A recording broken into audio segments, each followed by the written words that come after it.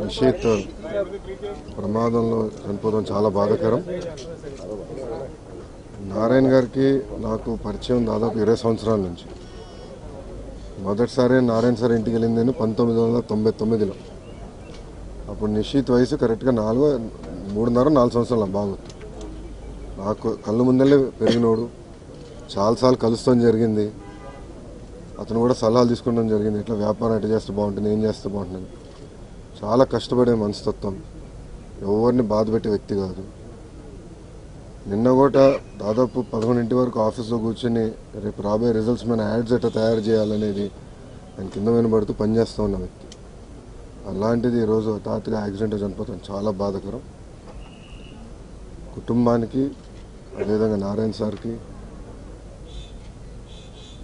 ఈ జరిగిన సంఘటన అధిగమించుకుని ముందరికెళ్ళేదానికి దేవుడు ఆయన వంతు శక్తి ఇవ్వాలని కోరుకుంటున్నాను. నమస్కారం.